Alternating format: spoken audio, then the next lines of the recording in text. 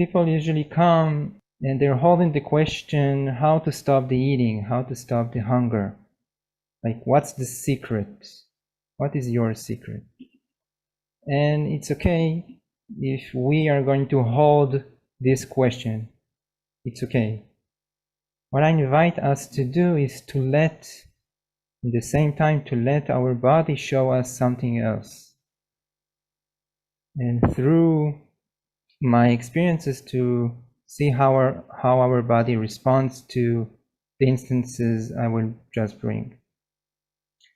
The question, how to stop the eating, holds an assumption that comes from the control model I will speak about later. I want to introduce to you with another model, and the instance I'm going to tell you about is from about 75% from my process. It's not from the 100%. So one time, it was 3 years, I didn't had any eating issue. I thought I was already over the eating issues and problems. And I was in a conference in a different country, 15,000 kilometers from my home.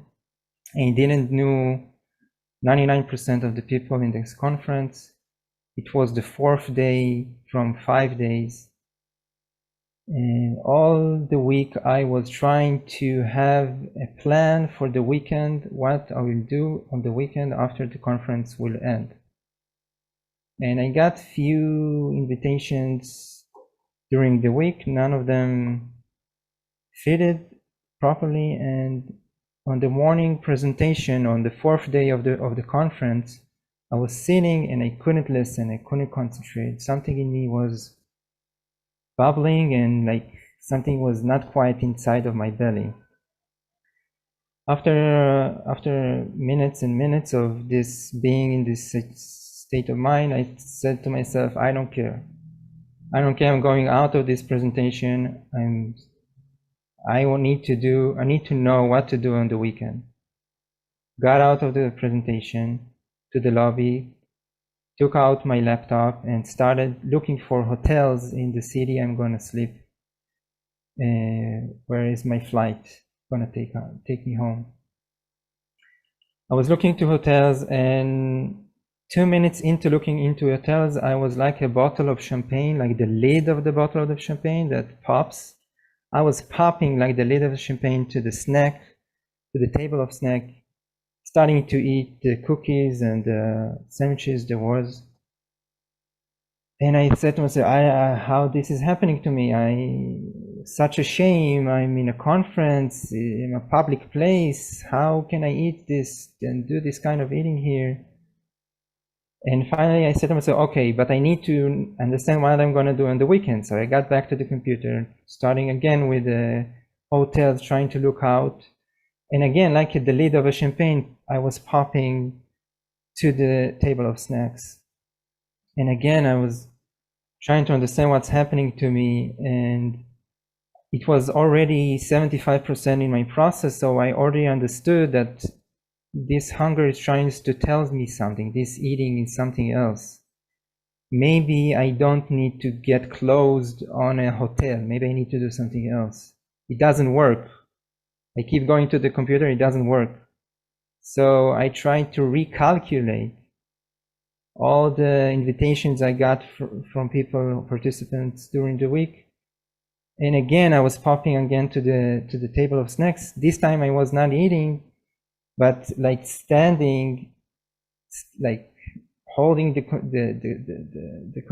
table and asking myself, what's going on? I cannot get closed of any of the available options. And I got really, really nervous what I'm going to do on the weekend. I need to understand. I need to have a plan. There is no time. It's the 4th day. Tomorrow it will end. I have no time. And I was sitting with myself. I already knew focusing. And I'm not suggesting this is the solution, the ultimate solution, but that's the only solution I got.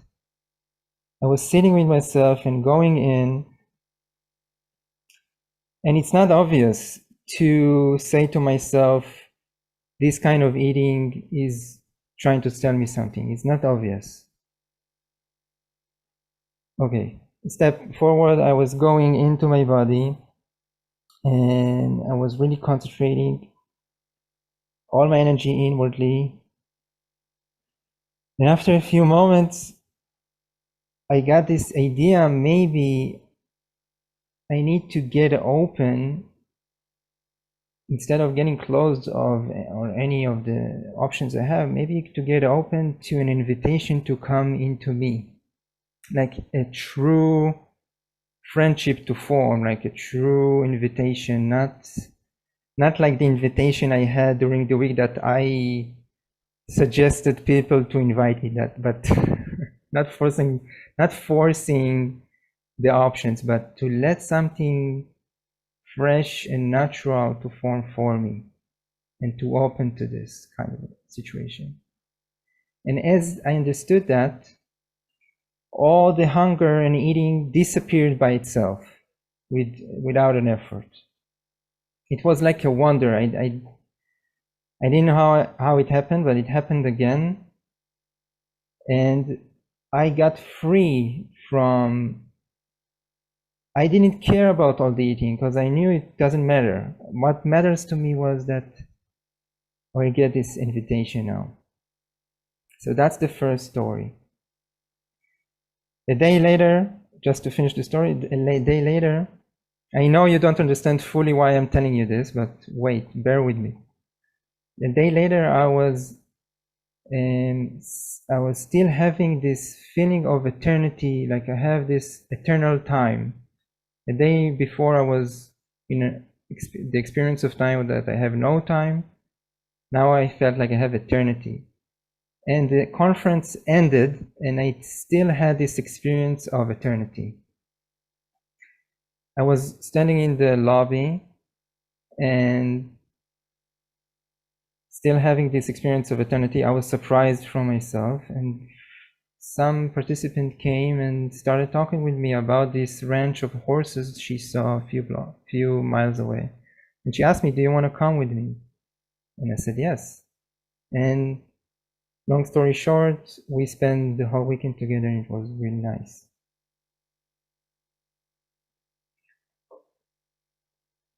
So this is the first instance.